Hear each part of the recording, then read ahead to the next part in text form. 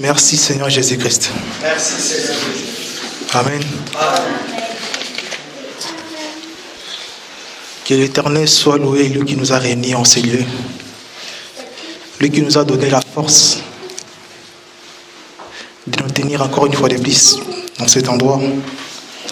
On a quitté nos lits, on dormait, on faisait des choses qui pourraient sembler intéressantes pour nous, pour nos intérêts. Mais on s'est dit non, c'est bon matin, on va aller dire un mot à Dieu. On va aller rendre grâce à Dieu. Amen. Et le fait seulement de reconnaître que j'appartiens, ma vie, je les dois à quelqu'un, c'est un acte aussi qui fait comprendre, qui démontre que la personne n'est pas un ignorant. Amen. Parce qu'en ce moment, si nous allons dans des boîtes de nuit, même pas dans les boîtes de nuit, mais dans des bars, dans des ngandas, ou même dans des endroits où se passent des choses, les désirs de la chair, nous allons voir que c'est quand même rempli. Donc chacun choisit son intérêt. Amen. Et nous montrons nos intérêts à Dieu. Comme la Bible dit, posez à moi si et ça pas à mon balinaïe. Donc nous sommes venus vers notre mari, qui est Jésus-Christ de Nazareth. Amen. Chaque dimanche, dont je sais que je vais intervenir au partage devant l'Assemblée, je me mets à penser. À penser quoi? Je pense à tout membre, tout chacun de nous qui vont venir. Et c'est quelque chose qui me motive. Hein? Et là, je me dis, Seigneur, tous ces grands frères, ces grandes sœurs qui vont arriver, ils vont se tenir, je vais me tenir devant eux. Qui suis-je? Amen. Qui suis-je alors? Raison pour laquelle, quand je me mets à lire ma Bible, je ne fais pas, je ne me tracasse pas, je ne m'inquiète pas, peu importe l'inspiration ou la quantité de l'inspiration que Dieu va m'inspirer, je viens, je les dépose tel qu'on me l'a donné. Amen. Amen. Nous parlions la semaine passée de l'obscurité. Les ténèbres et l'obscurité. Amen. Amen. Pourquoi j'ai choisi ce terme? J'ai choisi ce terme pourquoi? Parce que ces derniers temps, ça se parle un peu beaucoup. Les prédicateurs le prêchent beaucoup dans les réseaux sociaux. Si tu vas sur YouTube, c'est la même chose. Alors, quand moi j'ai suivi ça, je ne l'ai pas entendu comme tout le monde. Et je me suis dit, il se peut que les saints aussi, moi qu'on a biso, Amen. Et alors, je me suis mis à réviser, à lire, à chercher des enseignements là-dessus. De la façon dont Dieu m'a inspiré les ténèbres et l'obscurité, comme je l'ai dit les dimanches passés. Je sais que les dimanches passés, j'ai été vraiment bref possible, mais aujourd'hui, on va essayer de récapituler un peu avant d'avancer. Beaucoup de gens sont en train de mélanger les ténèbres et l'obscurité. À savoir que c'est deux choses, en fait, c'est deux choses qui parlent la même chose, mais l'un est influencé par l'autre. Les ténèbres, comme nous l'avons dit le dimanche passé, les ténèbres représentent la mort spirituelle. Et l'obscurité, c'est l'effet du ténèbre. C'est à cause du ténèbre qu'il y a l'obscurité. Parce que l'obscurité n'est rien d'autre qu'un reflet du ténèbre. Amen. Et l'obscurité, bibliquement par là, nous l'avons traduit comme étant l'ignorance. Ésaïe 60, versets 1 à 3, la Bible dit: voici les ténèbres couvrent la terre et l'obscurité le peuple. Mais sur toi, la lumière de l'Éternel apparaît. Quel est ce toi dont la Bible parle? J'aimerais dire à quelqu'un que les toi là dont la Bible dit dans Ésaïe 60, c'est toi et moi. Parce qu'ici, Dieu était entré de dire à Jérusalem, son peuple, qu'il sache que le ténèbre couvre la terre et l'obscurité couvre les hommes. Mais sur Jérusalem, la gloire de l'Éternel va apparaître. La lumière de l'Éternel va s'élever. Amen. Aujourd'hui, nous qui sommes co-héritiers du Christ, nous faisons partie des tribus de l'Israël. Nous faisons partie de l'Église qui était autrefois Israël, qui était l'horloge de Dieu. Nous, aujourd'hui, nous en faisons partie. Et directement, les toits là concernent toi et moi. Donc sur toi, la lumière de l'Éternel s'élève. Sur toi, sa gloire apparaît. Amen. Donc sur toi là, c'est toi et moi qui sommes l'église de Dieu. Raison pour laquelle nous avons dit l'église de Dieu doit veiller à ce qu'il n'y existe point les œuvres du mal, que les œuvres de l'obscurité ne fassent pas partie de sa vie. Maintenant, il se peut que l'obscurité ou l'ignorance, comme on a dit, soit un acte commis sans vouloir, comme nous l'avons vu dans le livre des psaumes. Psaume 119, verset 5, la Bible dit: ta parole est une lampe à mes pieds, une lumière sur mon sentier. Et nous avons vu que le sentier n'est qu'un petit chemin que l'homme peut perdre à tout moment. Amen. Donc c'est ça l'ignorance. Quiconque peut se dérouter du chemin de la vérité. Parfois sans le savoir. Parfois même sans le vouloir. Amen. La Bible dit dans Matthieu 24, 4, prenez garde que personne ne vous séduise. Jésus disait ça aux apôtres. Après tant de temps qu'il a passé avec les apôtres, mais il dit prenez garde que personne ne vous séduise. Et ça prenait en compte les jours où il les a dit, et même dans le futur, et même pour nous les peuples à venir. Donc nous devons garder, nous devons maintenir notre garde de manière que nous ne soyons jamais séduits. Amen. Avant de passer dans un autre verset, j'aimerais donner un témoin sur Jean 1, 3, verset 4.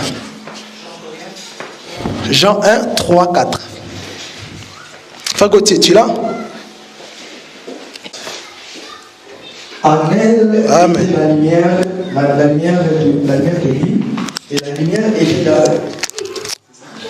Jean 1, 3, 4. En elle était la vie, et la vie était la lumière des hommes. Elle était au commencement avec Dieu.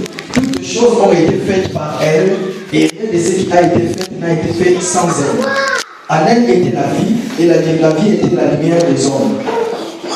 Amen. Amen. Donc voilà, la Bible dit, en elle était la vie, et la vie était la lumière des hommes.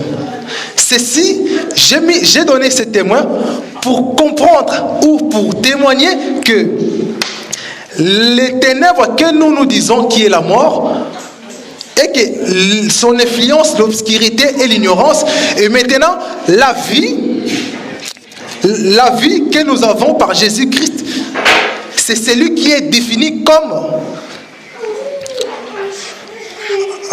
Frère Gauthier, retourne voir à lire ces versets, s'il te plaît. Je vais lire la parole. Jean chapitre 1er, du 3e jusqu'au 4e verset.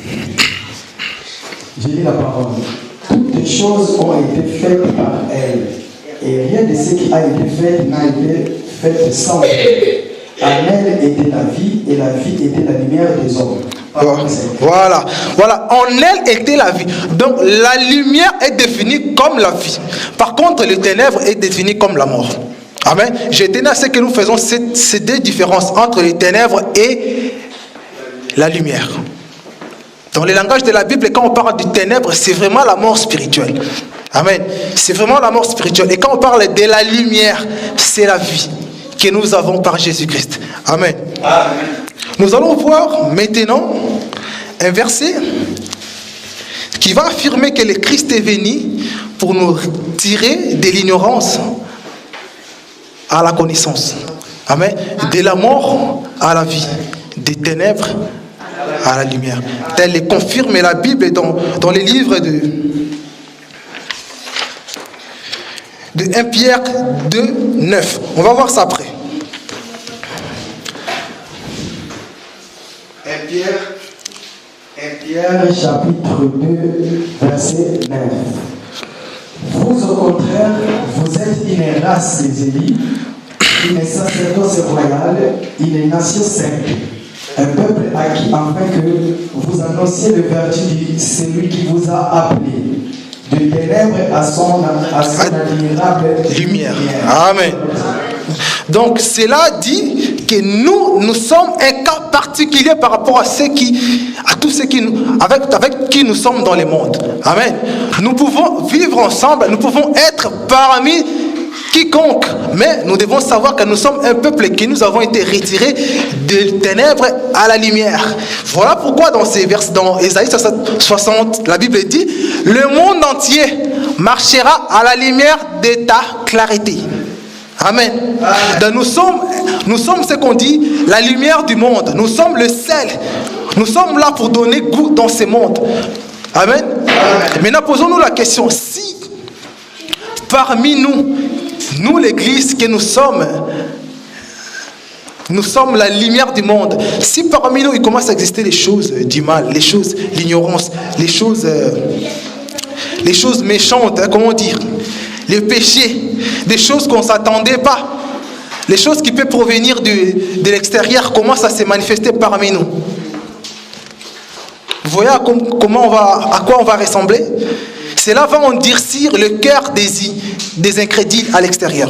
Amen. Donc nous devons veiller à ce que aucune œuvre de l'obscurité puisse demeurer dans nos vies. Il se peut que ça soit commis par une erreur ou par un manque de connaissance. Mais on sait que quiconque demeure dans la parole de Dieu, la parole restera la lumière pour guider son sentier. Amen.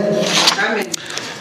On va voir dans le livre d'Exode, il y a un peuple qui ont une fois été dans les ténèbres, c'est le peuple d'Israël. Exode 32, on va prendre quelques versets vite fait. Exode 32, on prend verset 1, je vais le lire. Moi je vais lire ça vite fait comme ça.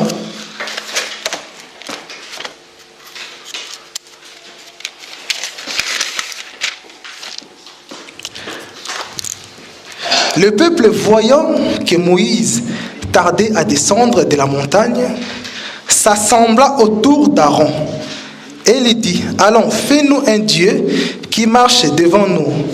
Car c'est Moïse, cet homme, qui nous a fait sortir du pays d'Égypte.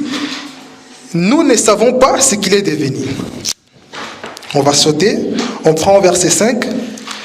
Lorsque Aaron vit cela, il bâtit un autel devant lui et il s'écria: demain il y aura un fête à l'honneur de l'Éternel.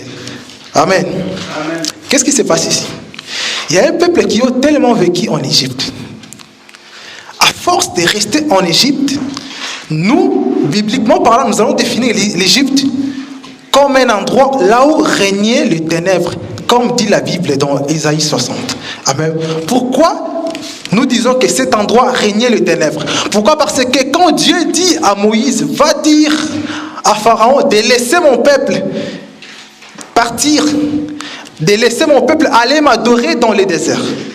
Mais pourquoi il n'a pas dit à son peuple de l'adorer en Égypte? Parce que Dieu attend la prière de tout le monde. Dieu attend partout. Amen. Nous allons comprendre que les ténèbres, l'Égypte est définie comme les ténèbres parce qu'en Égypte, ils étaient habitués à adorer plusieurs dieux. Voilà pourquoi Israël ne pouvait pas adorer son Dieu dans la même place, le même pays, le même endroit, là où demeure la mort. Amen. Parce que là où il n'y a pas Dieu, il n'y a pas la vie. Raison pour laquelle Israël devait quitter. Et que quand Israël quitte, va dans le désert, comme c'est un peuple qui ont déjà cohabité, ils ont cohabité avec les ténèbres, ils ont commencé à manifester les œuvres du ténèbre. Qu'est-ce qui se passe? Ici, dans Exode 32, à force, ils ont vu Moïse, il est parti. Ça fait un moment, Moïse ne revenait pas. ils se sont rendus vers Aaron. Ils ont demandé à Aaron de bâtir un faux Dieu. Mais qui pourrait croire que c'est Aaron qui devrait les aider pour bâtir ces faux dieux? Aaron qui a été avec Moïse, qui a interprété le message de Dieu auprès de Moïse. Mais c'est même Aaron qui va aider Israël à construire Dieu. Je ne sais pas, moi je vois ça dans la doctrine, plus clair, dans la lettre. Je ne vais pas aller dans la révélation, je ne vais même pas savoir ce que cela veut dire dans la révélation. Mais en parlant de l'ignorance, je veux à ce que vous fassiez l'idée de ce que Aaron, qu'est-ce qu'il lui a appris. Lui qui a marché avec Moïse, il a vu comment Dieu s'est manifesté avec Moïse. Mais c'est Aaron qui va aider le peuple d'Israël à faire un veau d'or. Comme pour dire que même les chrétiens, même parmi nous, on peut commettre aussi un acte d'ignorance sans vouloir, sans savoir. Amen. Parce que c'est si facile de mettre son pied à l'écart du sentier. Amen. Maintenant, ce qui est bien dans ces versets, parce que un peu plus bas, dans le 6e, voilà, dans le 5e verset, Aaron dit: demain il y aura une fête à l'honneur de l'Éternel. Comment ça? Yomutu otongi nzambe ya ekeko, et tu dis que non, demain il y aura une fête à l'honneur de l'Éternel. Vous voyez l'ignorance? Pendant qu'il est en train de dire ça, dans la montagne, Dieu a vu ça, Dieu s'est mis en colère. Mais comment tu peux dire qu'il y aura une fête à l'honneur de l'Éternel, tandis que sur la montagne, Dieu a vu ça et il a dit à Moïse de quitter, de descendre parce que son peuple commence à se comporter mal. Vous comprenez, vous voyez à quel point ce peuple était fiancé par la mort, par les ténèbres qu'ils ont vécues dans l'Égypte, et ils ont manifesté ça même dans les déserts. Maintenant, heureusement, quand Dieu dit je veux me fâcher contre ce peuple, Moïse s'est mis à négocier avec Dieu. Moïse, il dit à Dieu: répands-toi de ta colère, reviens, retourne de ton ardeur. On va lire ça au clair. Verset 11. Moïse implora l'Éternel, son Dieu, et dit: pourquoi, ô l'Éternel, ta colère s'enflammerait-elle contre ton peuple et ton peuple que tu as fait sortir du pays d'Égypte? Car par une grande puissance et par la main forte. Amen. Un peu plus bas, vous allez voir que Moïse est en train de négocier avec Dieu. Il veut que Dieu puisse rabaisser sa colère pour ne pas que ses peuples soient frappés. Amen. Or, pendant ce temps-là, qu'il était dans la montagne, Dieu lui avait donné des tables de parole. Les tables de la loi, afin que Moïse puisse descendre avec ça auprès des enfants d'Israël. Nous avons lu dans le livre de Jean que Jean a dit: au commencement était la parole, et la parole était avec Dieu. Amen. Mais cette parole que Moïse descendait avec, mais c'était Dieu. On est d'accord? Qui n'est pas d'accord avec moi? Or, pendant que Moïse est en train de négocier dans la montagne, il dit: Dieu, baisse ta colère. Il ne faut pas que ta colère puisse s'enflammer sur ces peuples. Dieu lui avait déjà donné la parole écrite. Et regardez les commentaires de cette parole que la Bible dit. La Bible dit dans verset 16: les tables étaient ouvrage de Dieu, et l'écriture était l'écriture de Dieu, gravée sur les tables. Amen. Donc cela veut dire que c'était quelque chose que Dieu lui-même l'avait façonné, que Dieu lui-même avait créé. Or, la parole, c'est Jésus qui s'est fait chair. Moïse était en train de négocier la grâce. Il était en train de négocier la mort de Jésus dans la montagne, avant même qu'il descende. Dieu les a donnés. Il a descendu avec les tables. Maintenant, il a demandé le pardon au peuple d'Israël, mais en arrivant lui-même sur le terrain, il a constaté, lui aussi, sa colère s'est enflammée. Il a pris les mêmes paroles et les a brisées. Il a tué Christ. Amen. Parce que c'est Jésus qui devrait venir mourir dans la montagne. Et il a cassé dans la montagne. Qu'est-ce que cela veut dire?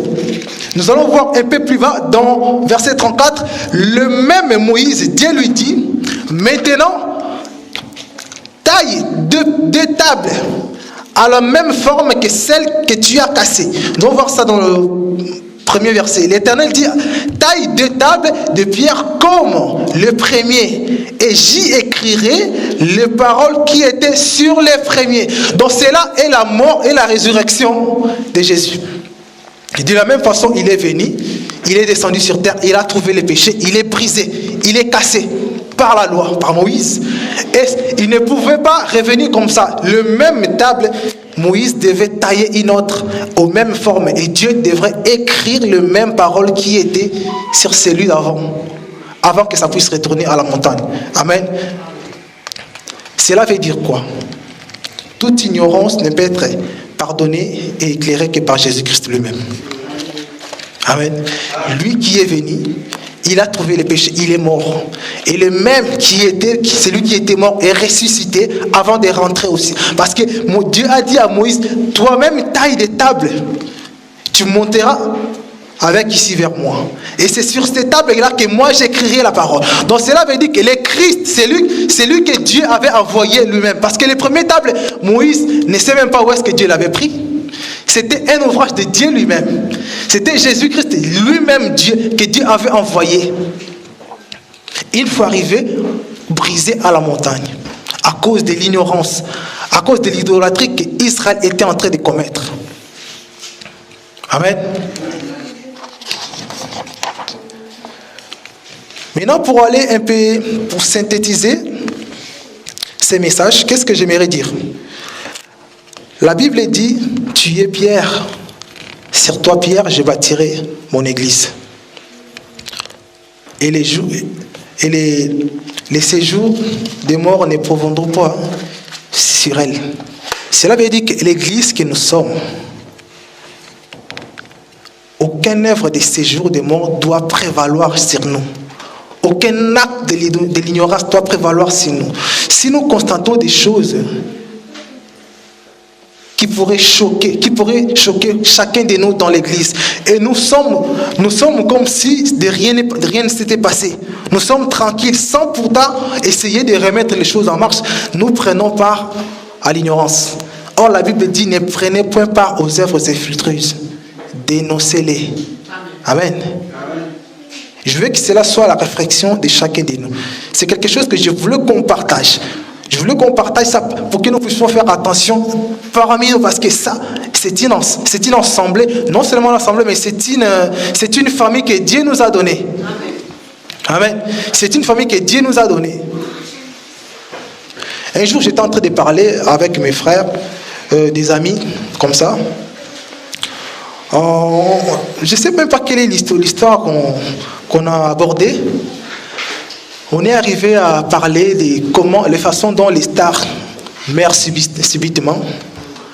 Chacun a dit, ministère va aller na podium, joueur va préférer sur le terrain pour dire, pour devenir un héros quoi. On a dit non, c'est différent. C'est différent pour nous les chrétiens. Tu vois, tu peux faire quelque chose au monde que non, tu fais quelque chose qui te donne des ailes. Tu parais un héros sur la terre, mais aucun renommé sur la terre ne pourra ouvrir les portes du ciel pour quiconque. Amen. Aucun renommé.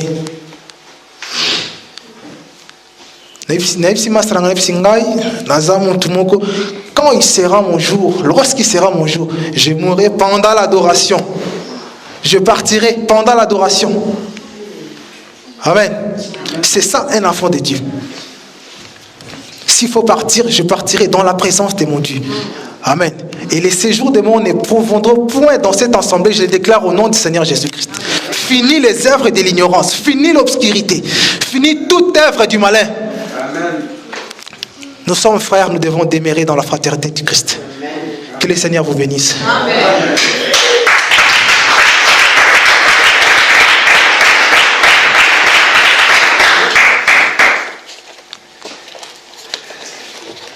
Je sais pas, j'ai commencé cette exhortation très très fatigué, j'ai le vertige. Je ne sais pas pourquoi, mais j'avais compris ensemble.